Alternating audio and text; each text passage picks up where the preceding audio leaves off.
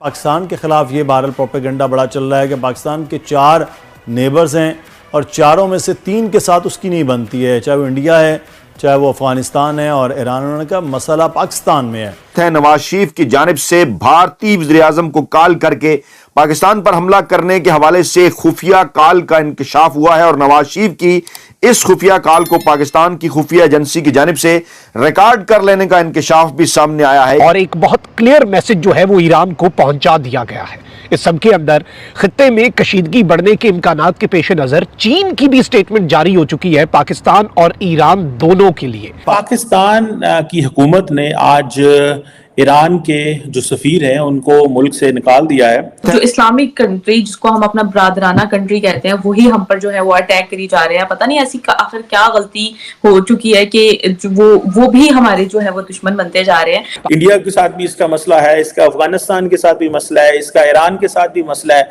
सो कई लोगों ने मुझे ये भी सवाल किया आज के जी इस खिते में तो आपका दोस्त ही कोई नहीं रहा। जयशंकर 2 दिन पहले वहाँ मेरे ख्याल चाय पीने तो नहीं गया, आई एम श्योर कुछ ना कुछ ने बातचीत की। शो इन्होंने ये कि एक तो उन्होंने हुती से प्रोटेक्शन मांगी है कि हमारे शिप्स पर अटैक ना करें और मे भी उन्होंने कुछ तरीके से बातचीत की है जी कि आप ये वाला फ्रंट खोलें। पाकिस्तान इस गैर कानूनी इकदाम का जवाब देने का हक महफूज रखता है। अब ये जो बात है ये बड़ी इंपॉर्टेंट है कि now we have the right to respond, we have the right to retaliate. जो खुद पाबंदियों से जकड़ा हुआ मुल्क है और वो आकर जनाब हमारे ऊपर अटैक शुरू कर देता है, हम न्यूक्लियर पावर है। क्यों ऐसी नौबत ही क्यों आई है? आखिर हमने अपने मुल्क को कहां लाकर खड़ा कर दिया है कि कोई भी एरा गैरा आकर हमारे ऊपर अटैक कर दे। हेलो दोस्तों, जय हिंद। आप सभी का स्वागत है हमारे यूट्यूब चैनल इमो प्लैनेट पर। भारतीय विदेश मंत्री जयशंकर जी के दौरे के बाद ईरान ने पाकिस्तान पर एक हमला किया है जिससे कई सवाल उत्पन्न किए हैं कि ऐसा क्यों हुआ। इस घटना के पीछे का कारण जानने के लिए हमें ईरान पाकिस्तान के रिश्तों की गहराइयों को समझना होगा। एक संभावना यह है कि ईरान ने अपने सुरक्षा के मामलों में बदलाव करने का निर्णय लिया हो जिसमें पाकिस्तान की भूमिका को लेकर उसकी चिंता हो सकती है। तो आइए सुनते हैं पाकिस्तानी मीडिया इसके बारे में क्या बोलती है। पाकिस्तान की हुकूमत ने आज ईरान के जो सफीर हैं उनको मुल्क से निकाल दिया है।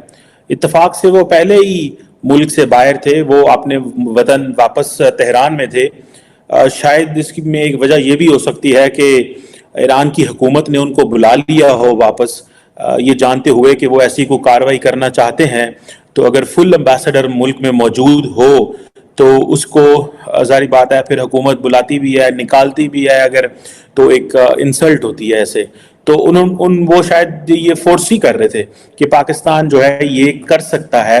तो उन्होंने पहले ही अपने एम्बेसडर को मुल्क से पाकिस्तान से बुला लिया हुआ था और आज जब पाकिस्तान ने ये ऐलान किया है और पाकिस्तान ने ये कहा है कि वो पाकिस्तान ना आए और जो हमारे पाकिस्तान के सफ़ीर थे तेहरान के अंदर उनको वापस बुला लिया गया है।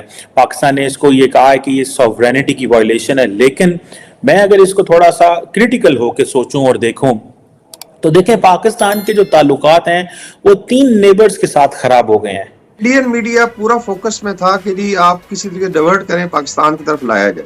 और अगर जयशंकर 2 दिन पहले वहाँ मेरे ख्याल चाय पीने तो नहीं गया, आई एम श्योर कुछ ना कुछ ने बातचीत की। शो इन्होंने ये कि एक तो उन्होंने हुती से प्रोटेक्शन मांगी है कि हमारे शिप्स पर अटैक ना करें और मे भी उन्होंने कुछ तरीके से बातचीत की है जी कि आप ये वाला फ्रंट खोलें। And Iran should actually realise कि आप हमारे नेबर हैं and basically should not be working on somebody's advice. ये अनफॉर्चुनेट। लेकिन इस वक्त जो उनकी अपनी सिचुएशन है इंटरनली एक्सटर्नली काफी ज्यादा प्रेशर है, आइसोलेशन है एंड वी डोंट वांट कि ईरान खुदा ना खास्ता डिस्टेबलाइज हो।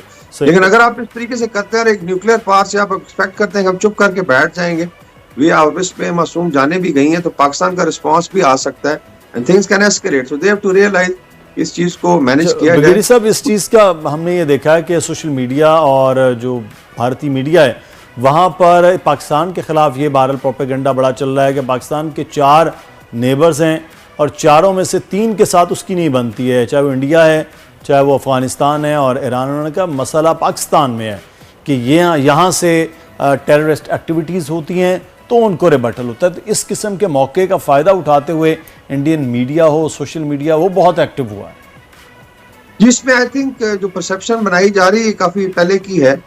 लेकिन थोड़ा सा मैं इस सवाल पे आने से पहले ये इंडिया की अपनी तरफ मालदीव ने अभी उनको कहा जी कि आप निकले यहाँ से। बिल्कुल। पाकिस्तान के साथ उनकी जंग है, चाइना के साथ उन्होंने लड़ाई लड़ी है 2020 में, और फेंटी भी पड़ी उनको, 2,500 स्क्वायर किलोमीटर चला गया। नेपाल खुश नहीं है, उसके बाद बांग्लादेश में फराखा वराज का प्रॉब्लम है, और रह गया सिक्किम। तो भारत का अपना जो वतीरा है, अभी भी आई थिंक म्यांमार के साथ भी बड़ा सीरियस टेंशन हुआ बिकॉज ऑफ वहां पे एक सिविल वॉर चल रही है। तो माशाल्लाह भारत का अपना वतीरा आप देख लें, ये सिर्फ एक परसेप्शन है कि लेट्स से अफगानिस्तान में अगर फॉरेन पावर आके बैठ जाती तो कसूर पाकिस्तान का। हम तो मैनेज करते रहे, हमने पनाह भी दिया, I think we have good relation.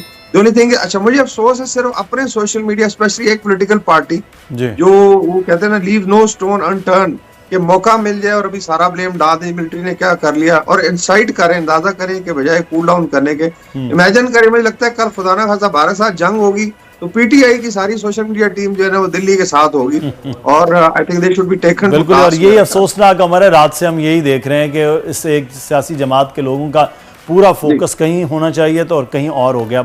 India के साथ पिछले 75 साल से खराब है। अफगानिस्तान के साथ 15 अगस्त 2021 के बाद जब से तालिबान की हुकूमत आई है, हमारे मामलात कंट्रोल नहीं हो रहे, और ईरान के साथ भी हमारे मामलात जो हैं वो ख़राब रहे हैं, और आज तो एक नई सहज पे चले गए हैं। पाकिस्तान की हुकूमत ने एक पॉलिसी इंट्रोड्यूस कराई थी जिसे कहते हैं geostrategic, from geostrategic competitions to, या geostrategic to geoeconomics की तरफ।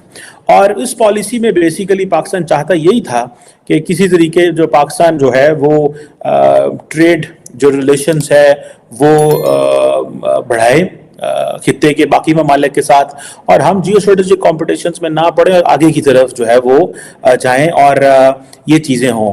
लेकिन अनफॉर्चुनेटली ये नहीं हो सका, और हमारे ताल्लुकात मज़ीद ख़राब हो गए हैं। देखिए इस वक्त पूरी जिसे कहते हैं ना जियो पोलिटिकल टर्बुलेंस आई हुई है पूरे, जैसे जहाज में आप जाते हैं ना तो टर्बुलेंस आती है जी, 40,000 फुट की बुलंदी पे जा रहे हैं तो जहाज जो है 35,000 फुट की बुलंदी पे जा रहे हैं तो जहाज हिला जुला है, ठीक है जी, कि ये चीज़ें जो हैं वो हुई हैं।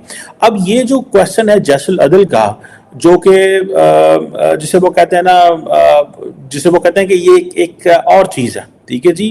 अब फॉर एग्जांपल एक मैसेज भी किया गया है, जिसे वो कहते हैं ना, जिसे वो कहते हैं ना कि ईरान की तरफ से मैसेजिंग की जा रही है कि गलती हो गई है शायद, कि जी एक मैसेजिंग ये भी की जा रही है कि शायद कुछ कंफ्यूजन भी हुई है। लेकिन बहरहाल जो भी है, पाकिस्तान जो है वो चांसेस ये हैं, कई लोग कह रहे हैं कि रिएक्ट नहीं करेगा। मैं ज़ाती तौर पे समझता हूँ कि पाकिस्तान को रिएक्ट करना चाहिए। ये पाकिस्तान की सरहदों की खिलाफ वर्जी है, हम नहीं अफोर्ड कर सकते। एक तरफ भारत ने पाकिस्तान पे हमला किया, भारत को तो हमने जवाब दे दिया, और जब जवाब दिया उसके बाद डॉग फाइट हुई, हालात ख़राब हुए और फिर वो चीज़ें चली। लेकिन ईरान जो है उसको जवाब देना पाकिस्तान के लिए थोड़ा सा मुश्किल है।